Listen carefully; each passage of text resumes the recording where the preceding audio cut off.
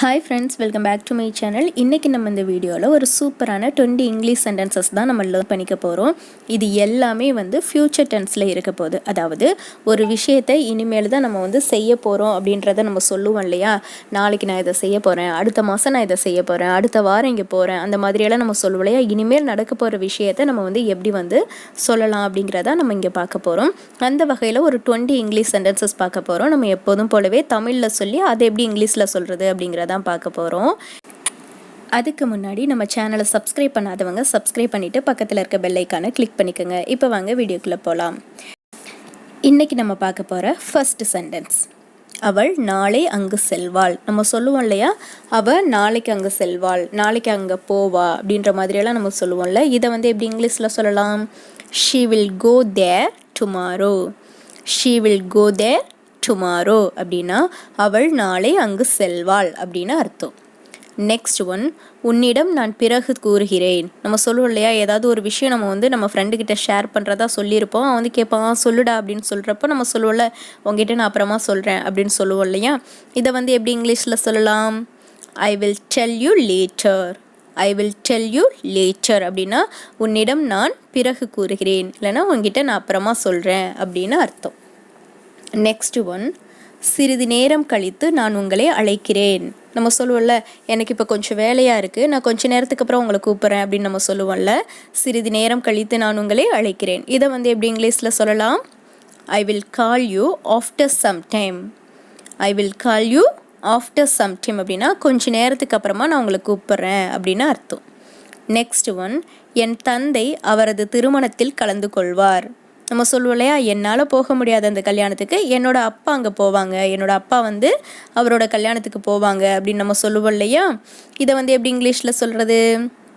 My father will attend his marriage. My father will attend his marriage அப்படின்னா என்னோட அப்பா அவரது திருமணத்தில் கலந்து கொள்வார் அப்படின்னு அர்த்தம். நெக்ஸ்ட் ஒன், இனிமேல் நான் உங்களை அழைக்க மாட்டேன். நம்ம சொல்லுவோம்ல, நான் இனிமேலும் உங்களை கூப்பிட மாட்டேன். ஏதாவது கோவமாக இருந்ததுன்னா நம்ம சொல்லுவோம், யார் மேலேயாவது கோவமாக இருந்தது, இனிமேல் நான் உங்களை கூப்பிடவே மாட்டேன், இனிமேல் நான் உங்களுக்கு கால் பண்ண மாட்டேன், இந்த மாதிரியெல்லாம் சொல்லுவோம் இல்லையா. இனிமேல் நான் உங்களை அழைக்க மாட்டேன். இதை எப்படி இங்கிலீஷில் சொல்கிறது? ஐ won't call you here after. I won't call you here after அப்படின்னா நான் இனிமேல் உங்களை கால் பண்ண மாட்டேன், இனிமேல் நான் உங்களை கூப்பிட மாட்டேன் அப்படின்னு அர்த்தம். நெக்ஸ்ட் ஒன், நான் இனி இப்படி செய்ய மாட்டேன். இந்த வார்த்தையெல்லாம் நம்ம அதிகமாக யூஸ் பண்ணக்கூடிய ஒரு விஷயந்தான். வீட்டில் ஏதாவது தப்பு செஞ்சு மாட்டிக்கிட்டோம்னா நம்ம சொல்லுவோம்ல, இனிமேல் நான் அப்படி செய்ய மாட்டேன் அப்படின்லாம் சொல்லுவோம் இல்லையா. நம்ம சொல்லுவோம், குழந்தைங்க சொல்லுவாங்க அதிகமாக, நான் இனிமேல் இப்படி பண்ண மாட்டேன், நான் இனிமேல் இப்படி செய்ய மாட்டேன் அப்படின்லாம் சொல்லுவாங்க இல்லையா. இதை எப்படி இங்கிலீஷில் சொல்லலாம்? நான் இனிமேல் இப்படி செய்ய மாட்டேன் அப்படிங்கிறத ஐ won't do like this again. I won't do like this again அப்படின்னு சொல்லணும். ஐ won't do like this again அப்படின்னா நான் இனிமேல் இப்படி செய்ய மாட்டேன் அப்படின்னு அர்த்தம். நெக்ஸ்ட் ஒன், அவர்கள் நாளை வரமாட்டார்கள். நம்ம சொல்லுவோம் இல்லையா, இப்போ யாராவது நம்ம வீட்டுக்கு வர்றதா சொல்லியிருப்பாங்க, அதுக்காக நம்ம ஏற்பாடெலாம் செஞ்சுருப்போம். சடனாக அவங்க வர முடியாத சுச்சுவேஷன் இருக்கும். அப்போ சொல்லுவாங்களா, அவங்க நாளைக்கு வரமாட்டாங்க அப்படின்ற மாதிரியெல்லாம் சொல்லுவாங்கள்ல. இதை எப்படி இங்கிலீஷில் சொல்லலாம்? they won't come tomorrow. they won't come tomorrow அப்படின்னா அவங்க நாளைக்கு வரமாட்டாங்க அப்படின்னு அர்த்தம். நெக்ஸ்ட் ஒன், நீ எனக்கு உதவி செய்வாயா. நம்ம கேட்போம்ல, நீ எனக்கு ஹெல்ப் பண்ணுவியா, நாளைக்கு எனக்கு நீ ஒரு ஹெல்ப் பண்ணுவியா, இல்லைன்னா எனக்கு அப்புறமா ஒரு ஹெல்ப் பண்ணுவியா, அந்த மாதிரியெல்லாம் கேட்போம் இல்லையா. நீ எனக்கு ஒரு ஹெல்ப் பண்ணுவியா, இதை எப்படி இங்கிலீஷில் சொல்கிறது? Will you help me. Will you help me அப்படின்னா நீ எனக்கு உதவி செய்வாயா அப்படின்னு அர்த்தம். நெக்ஸ்ட் ஒன், அவர்கள் அடுத்த வாரம் வருவார்களா. நம்ம கேட்போம் இல்லையா, நாளைக்கு அவங்க வரமாட்டாங்க, அப்போ அடுத்த வாரம் அவங்க வருவாங்களா, அந்த மாதிரியெல்லாம் நம்ம கேட்போம் இல்லையா. அவங்க அடுத்த வாரம் வருவாங்களா, இதை எப்படி இங்கிலீஷில் கேட்கலாம்? Will they come next week. Will they come next week அப்படின்னா அடுத்த வாரம் அவங்க வருவாங்களா அப்படின்னு அர்த்தம். நெக்ஸ்ட் ஒன், இந்த உதவியை செய்ய மாட்டாயா. நம்ம ஃப்ரெண்டுங்கள்ட்ட எல்லாம் கேட்போம்ல, எனக்காக இந்த ஹெல்ப்பை பண்ண மாட்டியா, எனக்காக இந்த உதவியை செய்ய மாட்டியா, அந்த மாதிரியெல்லாம் நம்ம கேட்போம்ல, இந்த உதவியை செய்ய மாட்டாயா. இதை எப்படி இங்கிலீஷில் கேட்குறது? won't you do this help. won't you do this help அப்படின்னா இந்த உதவியை செய்ய மாட்டியா அப்படின்னு அர்த்தம். நெக்ஸ்ட் ஒன், நீ அங்கே போக மாட்டியா.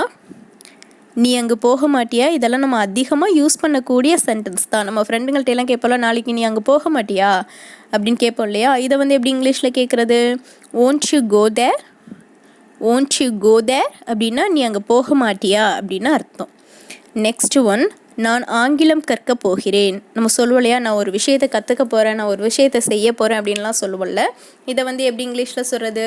நான் ஆங்கிலம் கற்க போகிறேன் அப்படிங்கிறத ஐ am going to learn English அப்படின்னு சொல்லணும். ஐ am going to learn English அப்படின்னா நான் ஆங்கிலம் கற்றுக்கொள்ள போகிறேன், கற்க போகிறேன் அப்படின்னு அர்த்தம்.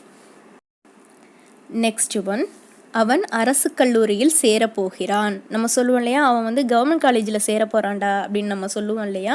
இதை வந்து எப்படி இங்கிலீஷில் சொல்கிறது? He is going to join in government college. He is going to join in government college அப்படின்னா அவன் வந்து அரசு கல்லூரியில் சேரப்போகிறான் அப்படின்னு அர்த்தம். நெக்ஸ்ட் ஒன், நாம் வெளியே போவோமா, நம்ம வெளியே செல்வோமா, இந்த மாதிரியெல்லாம் கேட்போம் இல்லையா. இதை வந்து எப்படி இங்கிலீஷில் கேட்குறது? Shall we go out. Shall we go out அப்படின்னா நம்ம வெளியில் போகலாமா, வெளியே போகலாமா அப்படின்னு அர்த்தம். நெக்ஸ்ட் ஒன், நான் ஒரு புதிய செல்ஃபோன் வாங்க போகிறேன்.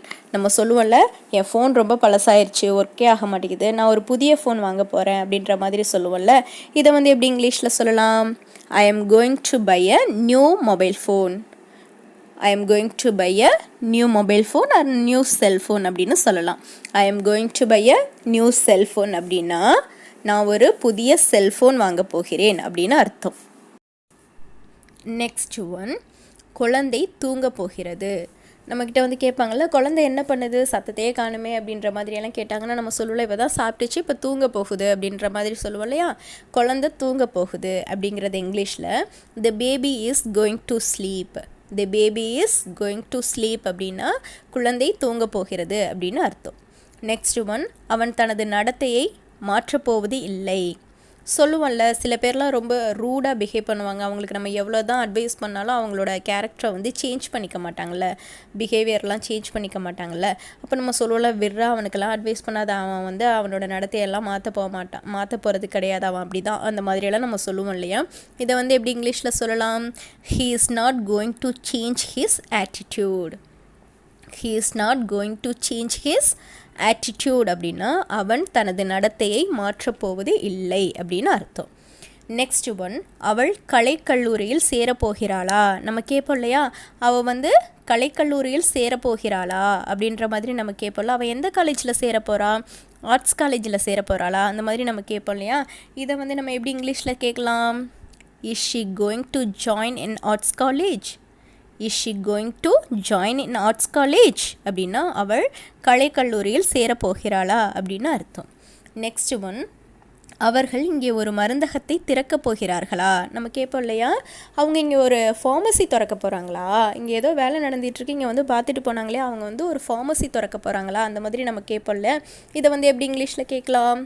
R they going to open a pharmacy here.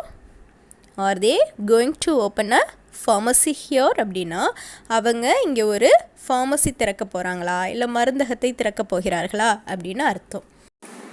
Next one, அவர் இந்திய இராணுவத்தில் சேரப்போகிறாரா. நம்ம கேட்போம் இல்லையா, அவர் இந்திய இராணுவத்தில் சேர போகிறாரா, இல்லைனா உங்கள் பையன் வந்து இந்திய இராணுவத்தில் சேர போகிறானா, இந்த மாதிரியெல்லாம் நம்ம கேட்போம் இல்லையா. இதை வந்து எப்படி இங்கிலீஷில் கேட்கலாம்? Is he going to join in Indian army. Is he going to join in Indian army அப்படின்னா அவர் இல்லைன்னா அவன் இந்திய இராணுவத்தில் சேர போகிறானா இல்லை சேரப்போகிறாரா அப்படின்னு அர்த்தம்.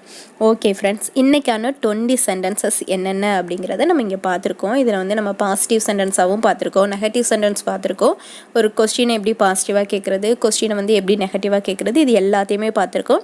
எல்லாமே வந்து தமிழில் சொல்லி அதுக்கப்புறமா நம்ம இங்கிலீஷில் எப்படி சொல்கிறது அப்படிங்கிறது தான் பார்த்துருக்கோம். இது எல்லாமே நம்ம டே டு டே லைஃப்பில் நம்ம பேசக்கூடிய சென்டென்சஸ் தான். இது எல்லாத்தையுமே நீங்கள் நல்லா ப்ராக்டிஸ் பண்ணி பாருங்கள். முக்கியமாக வாயை திறந்து ப்ராக்டிஸ் பண்ணி பாருங்கள். உங்கள் டே டு டே லைஃப்பில் இந்த சென்டென்சஸ் எல்லாம் யூஸ் பண்ணி பாருங்கள். அப்போ தான் உங்களாலையும் வந்து ஃப்ளூயண்ட்டாக பேச முடியும். இப்போ நம்மளோட ஹோம்ஒர்க்குக்கான டைம். நான் இங்கே வந்து ஒரு 5 தமிழ் சென்டென்சஸ் கொடுப்பேன். அதை அப்படியே நீங்கள் வந்து இங்கிலீஷில் வந்து கன்வெர்ட் பண்ணி கமெண்ட் பாக்ஸில் பிங்க் பண்ணுங்கள். ஃபர்ஸ்ட் சென்டென்ஸ், அவன் தூங்க போகிறான். செகண்ட் ஒன், அவள் சாப்பிட போகிறாளா. தேர்ட் ஒன், நாம் கோவிலுக்கு செல்வோமா. ஃபோர்த் ஒன், அவன் நாளை வரமாட்டான். ஃபிஃப்த் ஒன், அவன் என்னிடம் பிறகு கூறுவான். ஓகே ஃப்ரெண்ட்ஸ், இந்த வீடியோ உங்களுக்கு பிடிச்சிருக்குன்னு நம்புகிறேன். உங்களுக்கு பிடிச்சிருந்தது அப்படின்னா நம்ம சேனலை சப்ஸ்கிரைப் பண்ணுங்கள், உங்கள் ஃப்ரெண்ட்ஸ் அண்ட் ஃபேமிலி மெம்பர்ஸ்க்கு ஷேர் பண்ணுங்கள். தேங்க்யூ ஃபார் வாட்சிங்.